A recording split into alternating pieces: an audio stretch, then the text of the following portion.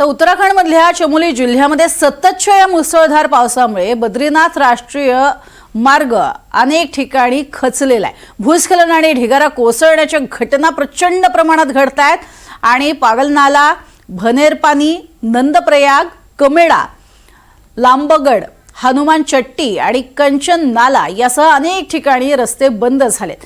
या घटनांमुळे प्रवाशांचे प्रचंड हाल झालेत। स्थानिक आणि पर्यटकांना मोठ्या अडचणींचा सामनाही करावा लागतोय।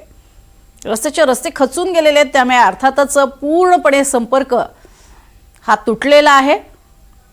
संपूर्ण भाग जो आहे तो खास करून डोंगर दऱ्यांचा आहे आणि या भागातनं एका ठिकाणाहून दुसरीकडे जाणं हेच आता जिकिरीचं बनलंय।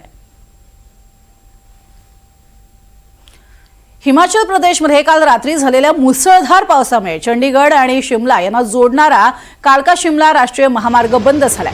सोलन जिल्ह्यातल्या परवाणू इथे चक्की मोड इथे भूस्खलन झालंय आणि महामार्ग बंदच झालाय।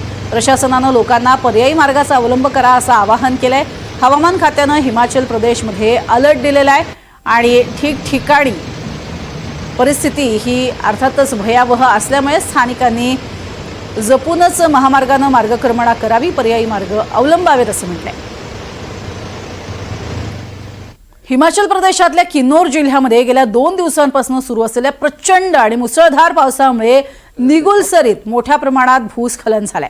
रस्त्यावरती मोठाले दगड कोसळलेत, हा मार्गच पूर्णपणे बंद झालाय। आता आज सकाळी अनेक मोठाले दगड रस्त्यावरती पडलेत, वाहतूक ठप्प झालीये। हे दगड बाजूला काढण्याचं प्रचंड मोठं काम हाती घेण्यात आलंय। किन्नौर पोलीस आणि जिल्हा प्रशासनानं प्रवाशांना विनंती केली आहे अत्यावश्यक कारणाशिवाय या मार्गावरनं प्रवास करणं तुम्ही टाळा असं सांगितलंय। किन्नौर जिल्हा प्रशासन रस्ता पूर्ववत करण्यासाठी प्रयत्न करत आहे, मात्र सध्याची परिस्थिती ही प्रचंड धोकादायक आहे, त्यामुळे या भागातनं प्रवास करू नये अशा सूचना केल्या।